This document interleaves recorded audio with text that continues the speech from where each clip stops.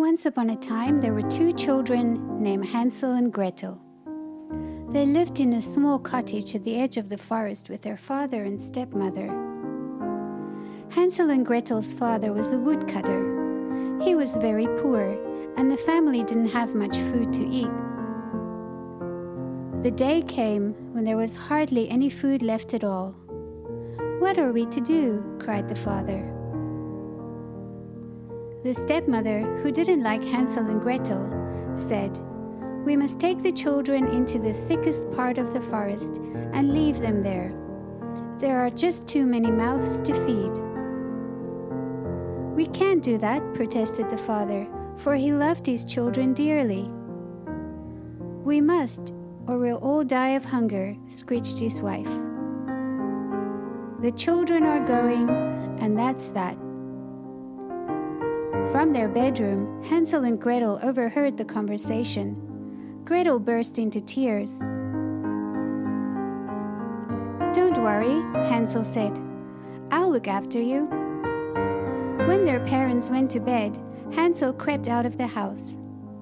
All around lay little white pebbles that shone like coins in the silvery moonlight. He filled his pockets with them and then went back to bed. Early the next morning, the stepmother hurried Hansel and Gretel out of bed. "Come on, children, we're going into the forest to chop wood," she told them. With a heavy heart, the woodcutter led his children into the forest. As they walked along, Hansel dropped the pebbles from his pockets onto the path. When they reached the middle of the forest, the woodcutter said, "Wait here. We'll be back as soon as we finish chopping wood." Hansel and Gretel waited all day, but their father and stepmother didn't come back. Soon it was dark among the thick trees. Gretel was frightened. "We'll find our way home," Hansel comforted his sister. When the moon rose high in the sky, the white pebbles that Hansel had left on the path lit up. He grabbed his sister's hand. "Come on, Gretel, the pebbles will show us the way home." When Hansel and Gretel returned, the woodcutter was relieved to see his children again, but their stepmother was furious.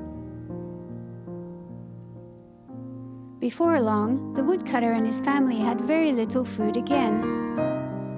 "Tomorrow we will take the children deeper into the forest.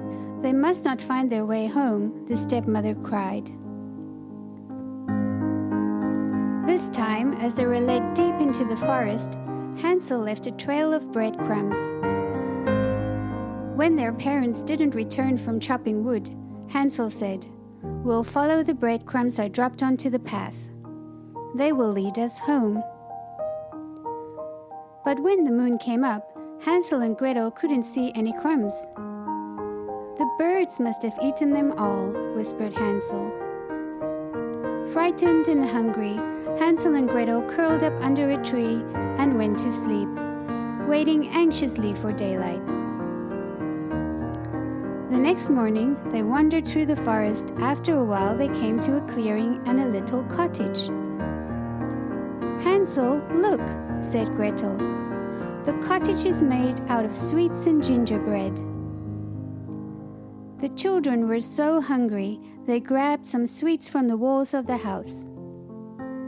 Just then, the door opened and an old woman hobbled out. "Come in, children," she said, smiling. "I've got plenty more food in here."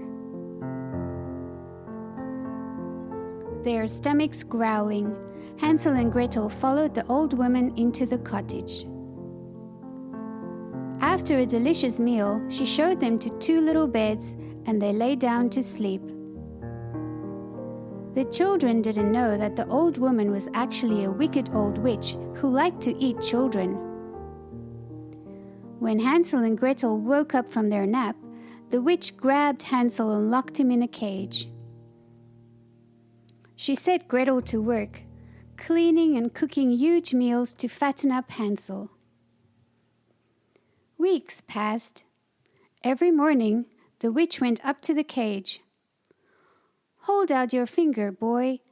I want to feel if you're fat enough to eat." Hansel, being a smart boy, would hold out an old chicken bone instead. The witch's eyesight was so bad that she thought the bone was Hansel's finger. She wondered why the boy wasn't getting any fatter. One day, the witch grew impatient. "I can't wait any longer," she screeched. "I'm going to cook Hansel now." Gretel was terrified. "We'll bake some bread to eat with your brother," said the witch. "Go and check if the oven is hot enough." Grabbing Gretel's arm, the wicked witch pushed her roughly towards the open oven door. Grinning horribly, she licked her cracked lips. She was planning on eating Gretel too, and couldn't wait for her delicious meal. Gretel guessed the witch's trick. "I'm too big to fit in there," she said. "Oh, you silly girl," crackled the witch. "Even I can fit in there." She put her head into the oven to prove that she was right. Gretel gave her a giant push, and the witch fell right inside. Gretel quickly slammed the oven door shut. "Hansel, the witch is dead," cried Gretel as she unlocked her brother's cage. As Hansel and Gretel made their way out of the house, they discovered that it was full of sparkling jewels and gold coins. The children stuffed their pockets with treasure. "Come on, Gretel," laughed Hansel. "Let's go home." Their father was overjoyed to see them. He told them that their stepmother had died while they were gone, and they had nothing to fear anymore. Hansel and Gretel showed their father the jewels and coins. They would be poor no longer. And from then on, the woodcutter and his children were never hungry again. The end.